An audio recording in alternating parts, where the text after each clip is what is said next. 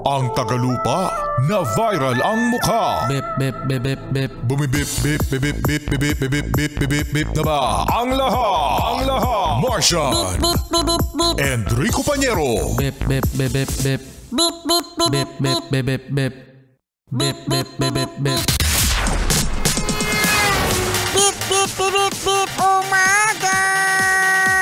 Mga yes, friends! Ito na ang 101.1 Yes FM Balitang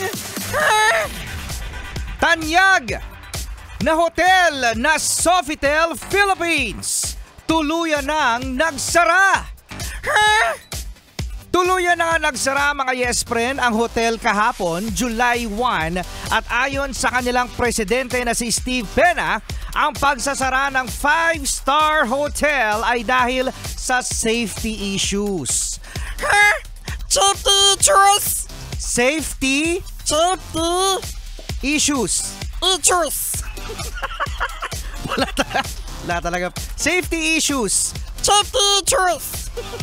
Tikim naman ang bibig ng management kung magkakaroon pa ng renovation ang hotel. Kasi sinasabi nila mga yes pre na baka naman i-renovate lang.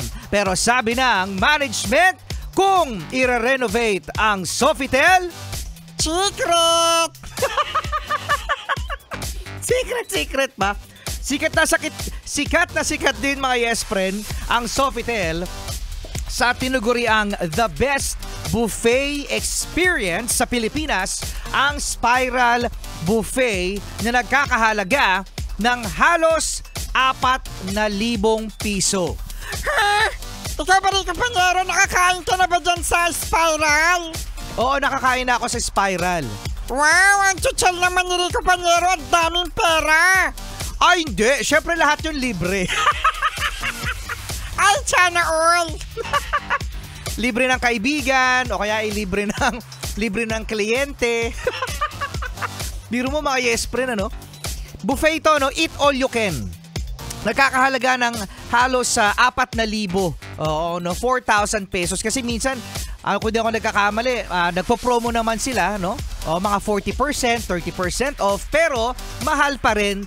Pero mga yes friend, sabi nga, best buffet experience in the Philippines kung saan ay matitikman mo ang mga keso. Ang cheese! Yes, cheese.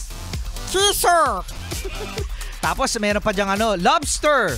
O, di ba lobster all you can. Yan sa Sofitel. Pero ngayon mga yes friend, nakakasad din para sa mga empleyado kaya mahigpit na yakap sa mga nawala ng trabaho sa Sofitel at sikat din kasi ang Sofitel sa mga nag-check-in dyan. Oo, no? Kung di ako nagkakamali, nag-check-in dyan ang mga dating presidente ng Amerika na si Barack Obama, si Donald Trump, at mga sikat na mga celebrities internationally. Oo, kaya sa mga yes pre natin dyan, ano kaya ang mangyayari, no? Dyan sa Sofitel, dito sa may Pasay area. Titiran ko! Wow! Doon na po ako titira! Sige bahala ka. Mamaya ulihin ka ng guard doon. Trespassing. Kasama nyo pa rin, Rico Pañero. At ang cuteness, overload! Bip, bip, bip, bip. Ang cute ko talaga, promise! Martian!